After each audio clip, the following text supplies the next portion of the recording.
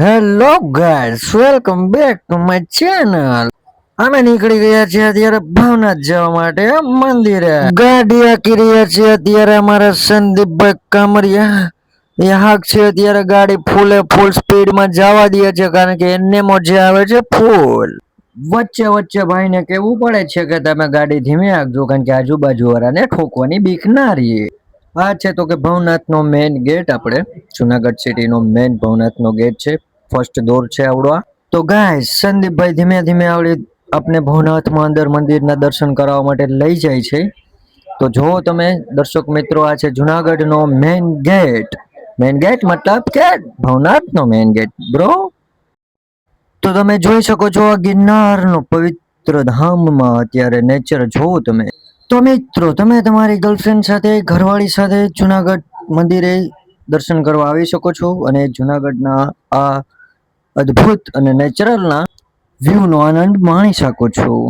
તો મારું તો તમને એટલું જ કહેવાનું છે કે સન્ડે હોય યા મંડે, રોજ આ જાઓના ભવનાથમાં. તો ગાઈસ, ભવનાથમાં આપણે એન્ટર થતા જ દામોદર કુંડનું મહામંદિર આવી ગયું છે. જોઈ શકો છો તમે, એકદમ મસ્ત અને બ્યુટીફુલ લોકેશનમાં અત્યારે તમને મંદિરના દર્શન કરાવી રહ્યો છું. તો એના માટે સબસ્ક્રાઇબ કરી લેજો મારી ચેનલને. તો ગાઈસ, ત્યાર પછી અમે નીકળી ગયા છે ભવનાથના મેઇન પ્રવેશ દ્વાર તરફ. અહીંથી આપણે આવશે ભવનાથનું આગળ મહાન મોટું મહાદેવનું મંદિર.